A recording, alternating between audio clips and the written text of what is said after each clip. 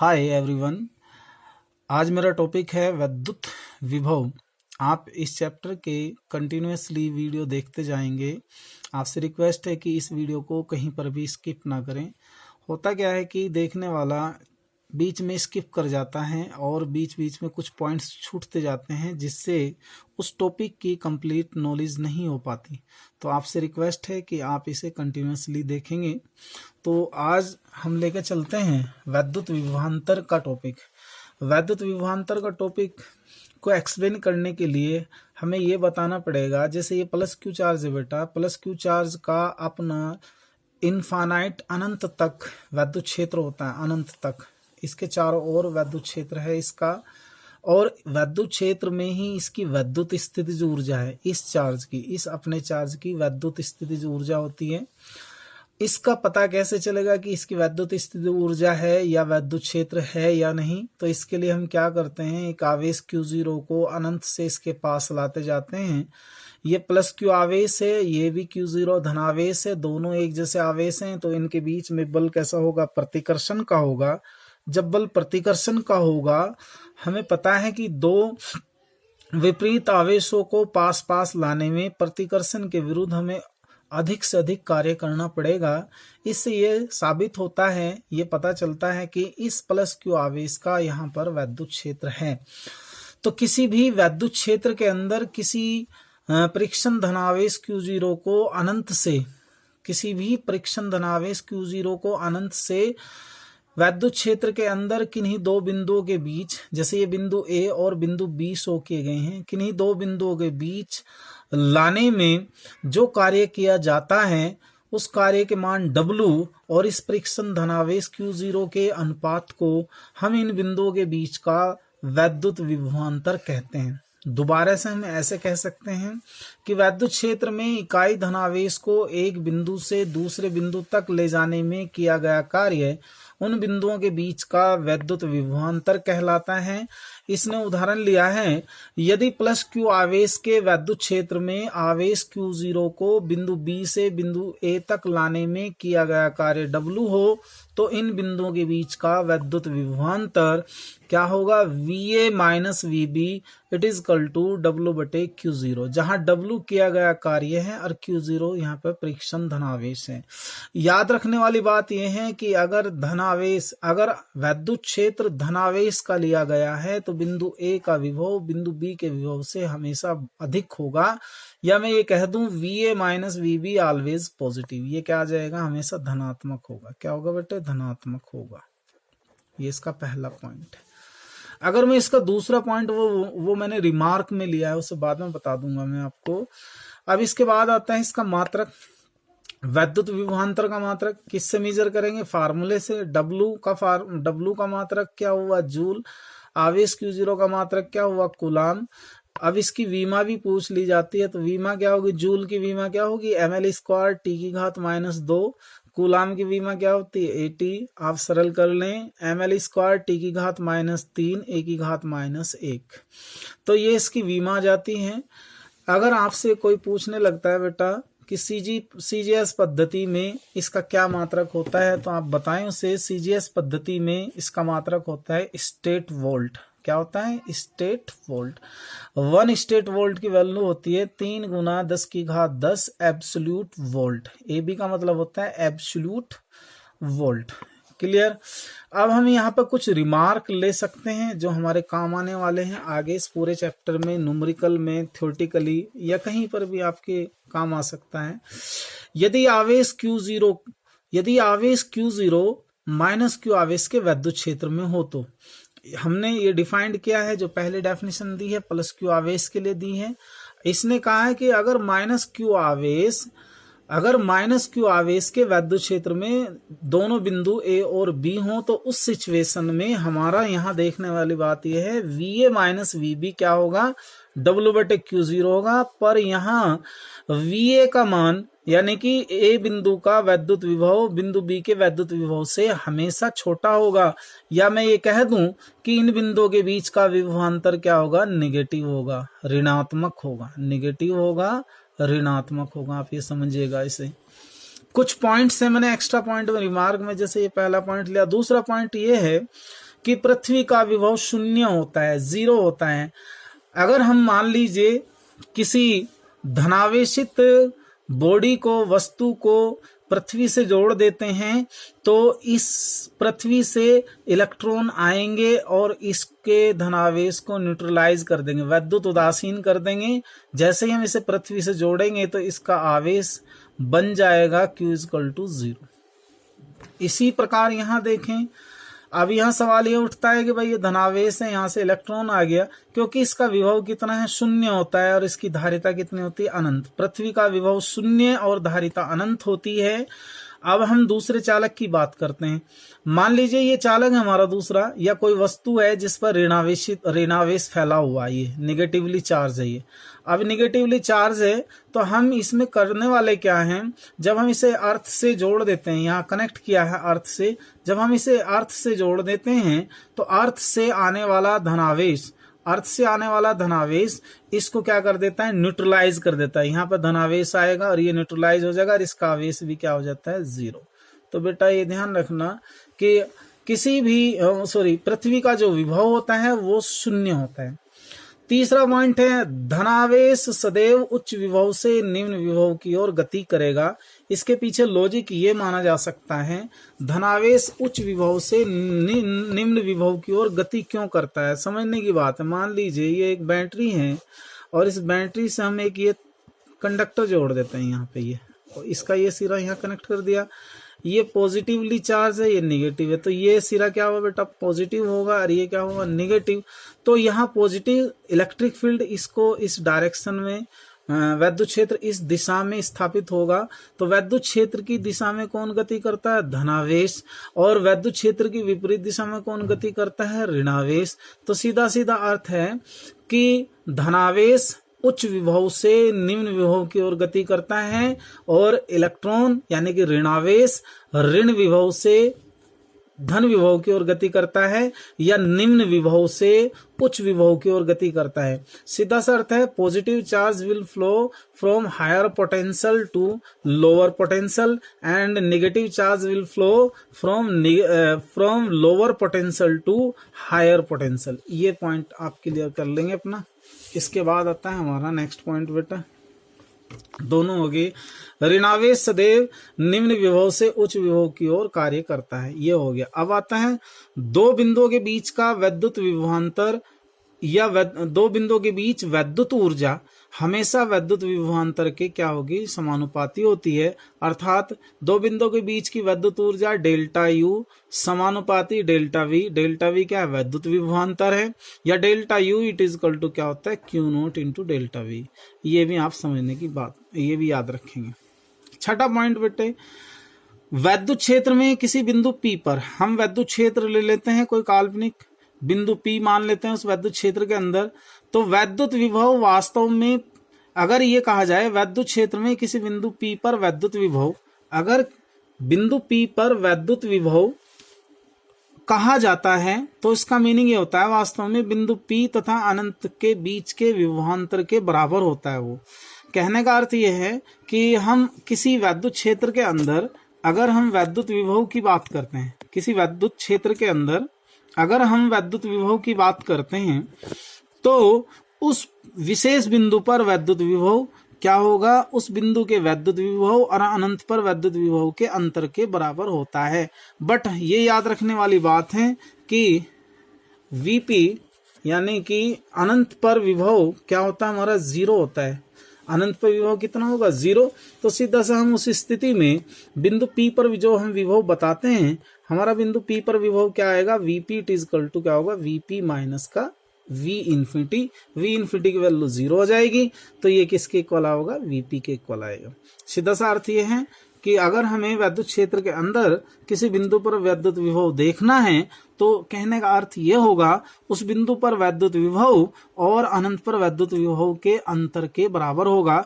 But theoretically ये है कि अनंत पर वैद्युत विभव क्या होता है, 0 होता है। ये बात क्लियर हो जानी चाहिए आपकी।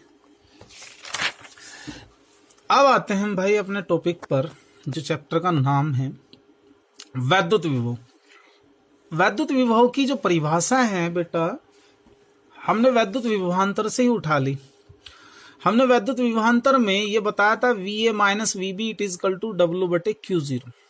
अगर हम बिंदु B को अनंत पर मान लेते हैं, यदि बिंदु B अनंत पर हो, यदि बिंदु B को अनंत पर मान लिया जाए, तो अभी हमने पढ़ा है कि V इन्फिनिटी अनंत पर वैद्युत विभव कितना होगा, 0 होगा। तो यहाँ पे क्या लिखना पड़ेगा मुझे, VA minus V infinity it is equal to W बटे Q0। V इन्फिनिटी की वैल्यू कितनी होगी, 0, तो VA minus 0 it is equal to W बटे Q0। तो ये कितना जाएगा, VA बराबर W बटे Q0। इम्प्लाइज दैट हम जनरली इक्वेशन लिख लेते हैं V बराबर W बटे Q0। ये वैद्युत विभव का सूत्र है जिससे हम न्यूमेरिकल वैल्यू फाइंड करते हैं, या कहीं पर भी आर्टिकल में इसका यूज किया जाएगा। तो अब इसकी डेफिनेशन कैसे बनेगी, मैथमेटिकल फार्मूले के बेस पे। अतः किसी परीक्षण आवेश Q0 को अनंत से वैद्युत क्षेत्र के भीतर किसी बिंदु तक लाने में किए गए कार्य और परीक्षण आवेश Q0 के अनुपात को उस बिंदु पर वैद्युत विभव कहते हैं। इसे V से व्यक्त करते हैं। यह एक अदिश राशि है और इसका जो फार्मूला ये रहा, V इक्वल टू W बटे Q0। मात्रक क्या होगा बेटा इसका, W का मात्रक क्या होगा, जूल, और आवेश का मात्रक क्या होगा, कूलाम। तो जूल प्रति कूलाम जिसे हम वोल्ट कहते हैं। V माइस की ml स्क्वायर टी की घात माइनस 2 बटे AT, अभी पीछे निकाली थी तो सेम ही होगी, ml स्क्वायर टी की घात माइनस 3 A की घात माइनस 1, ये इसका वीमा होगी। अब इसका जो पहला, इस चैप्टर का जो पहला आर्टिकल है जो इम्पोर्टेंट है यूपी बोर्ड के लिए, वो ये है, आपसे कहेगा किसी बिंदु आवेश के लिए वैद्युत विभव का सूत्र ज्ञात कीजिए। किसी बिंदु आवेश के लिए वैद्युत विभव का सूत्र ज्ञात कीजिए। तो हम ये मान लेते हैं कि कोई बिंदु आवेश है +Q, निर्वात या वायु में रखा है बिंदु O पर। इस आवेश के वैद्युत क्षेत्र में इस आवेश से r दूरी पर कोई बिंदु है P, जिस पर हमें वैद्युत विभव का सूत्र ज्ञात करना है, जिस पर हमें वैद्युत विभव निकालना है। ये बात आप समझिएगा। तो इसके लिए हमें क्या करना पड़ेगा कि इसके वैद्युत क्षेत्र में कोई दो क्लोजेस्ट पॉइंट ले लेते हैं, अति सन्निकट अति निकट दो बिंदु ले लेते हैं A और B, जिनके बीच की डिस्टेंस क्या है, dx है। वैद्युत विभव की परिभाषा के अकॉर्डिंग हमें किसी आवेश Q0 को अनंत से बिंदु P तक लाने में किया गया कार्य करना पड़ेगा। तो हम क्या करते हैं, मान लीजिए हम किसी आवेश को अनंत से बिंदु P तक ला रहे हैं और किसी क्षण वो बिंदु B पर है। जब ये बिंदु B पर है आवेश Q0, तो इस आवेश Q0 की डिस्टेंस Q से कितनी मानी गई है, x। जब ये इस बिंदु पर आएगा तो इसका वैद्युत क्षेत्र है, इसके वैद्युत क्षेत्र में इस पे एक बल लगेगा जिसे हम कूलाम के नियम से निकाल लेंगे। हमने वो बल निकाला F equal to 1/4 pi epsilon 0 Q0 बटे x²। अब हम क्या करते हैं बेटा, Q0 आवेश को B से A तक लाने में किया गया कार्य निकाल लेंगे।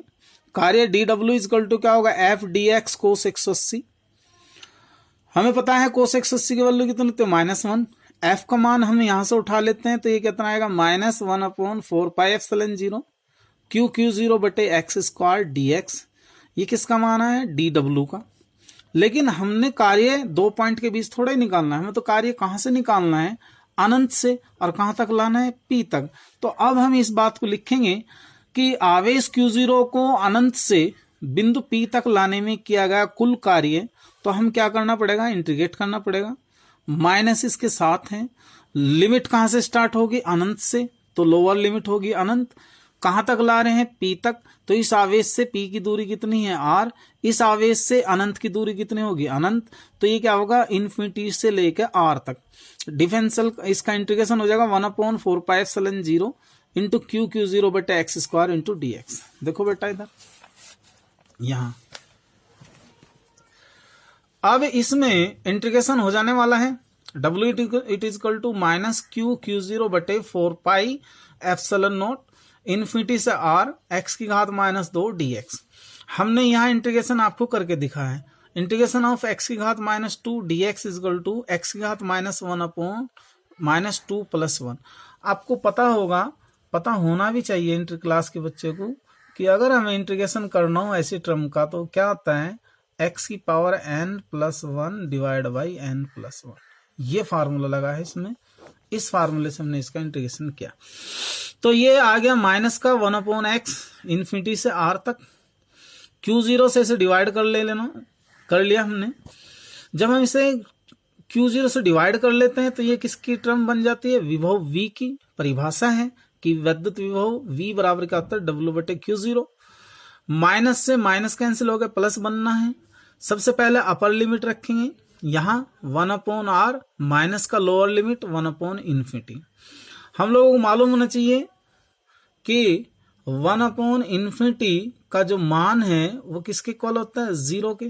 तो 1/∞ बराबर क्या होगा, 0। तो मैं यहां लिख लेता हूं Q/4πε0 1/r माइनस 1/∞, या V is equal to Q/4πε0 1/r minus 0, या V is equal to 1/4πε0 into Q/r। ये आपका आर्टिकल आ गया। और ये बड़ा सिंपल आर्टिकल है और अक्सर एग्जाम में आता है। अगर आपसे कहा जाए बेटा कि V और R के बीच में ग्राफ खींचे, तो ये V हो जाएगा, ये R हो जाएगा, और ये ग्राफ थोड़ा ऐसे आएगा, इस तरीके से ये ग्राफ आ जाएगा आपको, V इनवर्सली प्रोपोर्शनल 1/r। अगर R² होता तो थोड़ा बैंड हो जाता है ये ऐसे। नेक्स्ट टॉपिक लेते हैं इस चैप्टर का, इसी से रिलेटेड है बेटा, बहुत अच्छा टॉपिक, इंपॉर्टेंट टॉपिक। इस पे भी हर साल चाहे CBSE बोर्ड हो चाहे UP बोर्ड हो, क्वेश्चन न्यूमेरिकल बनता ही बनता है। ये कहता है आपसे समविभव पृष्ठ, आपसे कहा जाएगा समविभव पृष्ठ किसे कहते हैं। अगर इसका संधि विच्छेद करें तो सम प्लस विभव प्लस पृष्ठ, तो ऐसा सम माने बराबर, ऐसा पृष्ठ जिसके हर बिंदु का विभव समान हो, बराबर हो, समविभव पृष्ठ कहलाता है। लेकिन ये समविभव पृष्ठ किस में होना चाहिए, वैद्युत क्षेत्र में होना चाहिए। तो इसकी परिभाषा इस प्रकार दे सकते हैं, किसी एक समान वैद्युत क्षेत्र में खींचा गया वह काल्पनिक पृष्ठ, काल्पनिक होता है, इमेजिनरी होता है, जिसके प्रत्येक बिंदु का विभव एक समान हो, समविभव पृष्ठ कहलाता है। यहाँ मैंने धनावेश के लिए समविभव पृष्ठ दिखाया है, ये दिखाया आपको, ये समविभव पृष्ठ है, ये डॉटेड लाइन, ये एक समान वैद्युत क्षेत्र में समविभव पृष्ठ है। तो ये इसकी परिभाषा है कि किसी भी एक समान वैद्युत क्षेत्र के अंदर खींचा गया वह काल्पनिक पृष्ठ जिसके प्रत्येक बिंदु पर विभव समान हो, समविभव पृष्ठ कहलाता है। दैट मीन्स अगर potential at each point of the surface is equal to if the potential of each surface of the समविभव पृष्ठ कहलाता है। ओके, अब हम लिखेंगे, अब करते हैं समविभव पृष्ठ के गुण। क्या करते हैं, समविभव पृष्ठ के गुण। तो समविभव पृष्ठ के गुण, पृष्ठ के प्रत्येक बिंदु का विभव समान होता है। सबसे पहला गुण यही है, पृष्ठ के प्रत्येक बिंदु का विभव समान होता है। मैंने यहाँ पे एक समविभव पृष्ठ दिखाया आपको, ये रहा, ये रहा, ये रहा। इसके 3 बिंदु कंसिडर करें, A B C, तो VA बराबर VB बराबर VC, ये तीनों बिंदु पर विभव क्या होगा, समान होगा। अगर कोई कहे कि A से B और B से C तक हम किसी भी आवेश को ले जाते हैं तो कार्य यहाँ पर W आ जाएगा बेटा। अगर हम W हो जाएगा 0। अगर किसी आवेश Q0 को A से B तक ले जाएं, या A से C तक ले जाएं, या B से C तक ले जाएं, तो कार्य हमेशा क्या होगा, 0 होगा। एक पॉइंट ये आ बनता इसका। दूसरा पॉइंट देखिए इसका, समविभव पृष्ठ के किन्हीं 2 बिंदुओं के बीच का विभवांतर डेल्टा V बराबर 0 होता है। सिंपल बात है, क्योंकि हर एक बिंदु पे विभव बराबर होगा तो 2 बिंदुओं के बीच, कोई से 2 बिंदुओं के बीच का विभवांतर क्या होगा, हमेशा 0 रहने वाला है। तीसरा पॉइंट, समविभव पृष्ठ के एक बिंदु से दूसरे बिंदु तक आवेश ले जाने में कार्य शून्य होता है। ये मैं बता चुका, आपको पहले ही बता चुका। वैद्युत क्षेत्र में समविभव पृष्ठ लंबवत होता है। ये हमेशा याद रखिएगा कि वैद्युत क्षेत्र में समविभव पृष्ठ always perpendicular to the electric field, ये हमेशा वैद्युत क्षेत्र के क्या होता है, लंबवत होता है। ये मैंने यहाँ आपको फिगर में शो किया है। एक ये है, एक समान वैद्युत क्षेत्र में समविभव पृष्ठ समान दूरी पर होते हैं। ये आपसे खींचवा लेता है, ड्रॉ करवा लेता है, एक शॉर्ट क्वेश्चन बनवा देगा, कह देगा कि एक समान वैद्युत क्षेत्र में समविभव पृष्ठ खींचे। हालांकि मेरे समविभव पृष्ठ कोई बड़ा कोई छोटा आ रहा है, लेकिन आप एक जैसे खींचना और इनके बीच की दूरी बराबर दिखाना। ये एक समान वैद्युत क्षेत्र है। एक समान वैद्युत क्षेत्र की पहचान होती है समांतर बल रेखाएं, और ये काल्पनिक हमने 3 समविभव पृष्ठ दिखाए हैं जो बराबर दूरी पर हैं। छठा गुण है इसका, प्रबल वैद्युत क्षेत्र में समविभव पृष्ठ पास पास होते हैं। अगर स्ट्रॉन्ग इलेक्ट्रिक फील्ड है तो समविभव पृष्ठ उसमें क्लोज होंगे, पास पास होंगे, और दुर्बल वैद्युत क्षेत्र में दूर दूर होते हैं। 3 मैंने एग्जाम्पल लिए हैं। मान लीजिए प्लस क्यू आवेश है, इस दिशा में इसका वैद्युत क्षेत्र, वैसे तो वैद्युत क्षेत्र इसका सभी ओर है, तो मैंने ये मान के दिखाया यहाँ। तो इसका जो पहला पृष्ठ है, दूसरा पृष्ठ, तीसरा पृष्ठ, चौथा पृष्ठ, आप देख रहे हैं जो वैद्युत क्षेत्र जो समविभव पृष्ठ प्लस क्यू आवेश के नजदीक होगा वहां पर वैद्युत क्षेत्र स्ट्रॉन्ग होगा। तो स्ट्रॉन्ग वैद्युत क्षेत्र में they are comes to closer, वे आपस में एक दूसरे के नजदीक होंगे। और जैसे जैसे वैद्युत क्षेत्र वीक होता जाएगा, दुर्बल होता जाएगा, ये एक दूसरे से दूर होते जाएंगे। यहाँ पे जो दूरी दी हुई है x1, x2, x3, अगर मैं इनमें रिलेशन दिखाऊं x1 less than x2 less than x3, ये इस बात को साबित करता है, प्रूफ करता है कि प्रबल वैद्युत क्षेत्र में समविभव पृष्ठ क्या होते हैं, पास पास होते हैं, और दुर्बल में क्या होंगे, दूर दूर। देखो एक ये दिखाया मैंने, ये प्लस क्यू आवेश है, इसमें ये दोनों समविभव पृष्ठ पास पास हैं, ये थोड़ा दूर है, ये और दूर है, तो ये समविभव पृष्ठ हुआ प्रबल वैद्युत क्षेत्र में, और दुर्बल में क्या होंगे, दूर दूर। ये मैंने धनावेश के लिए दिखाया। धनावेश के लिए ये पहला समविभव पृष्ठ, फिर दूसरा समविभव पृष्ठ, फिर तीसरा समविभव पृष्ठ। आप देख रहे हैं अगर मैं चौथा खींचना चाहूं तो मुझे थोड़ा और गैप दिखाना पड़ेगा, ये इस तरीके से। तो मीन्स ये है कि दुर्बल वैद्युत क्षेत्र के अंदर समविभव पृष्ठ दूर दूर होंगे, इनके बीच गैप ज्यादा होगा, ये गैप, और प्रबल वैद्युत क्षेत्र में समविभव पृष्ठ पास पास होते हैं। ये आपका टॉपिक कंप्लीट हो गया। Thanks for watching. अगर आशा करता हूं इससे आपका वैद्युत विभव के संबंध में, समविभव पृष्ठ के संबंध में, वैद्युत विभवांतर के संबंध में कंसेप्ट क्लियर होगा। और आशा करता हूं ये वीडियो आपको बहुत अच्छा लगेगा। अगर वीडियो आपको अच्छा लगता है तो please like this and subscribe my channel. Thanks for watching. जय हिंद।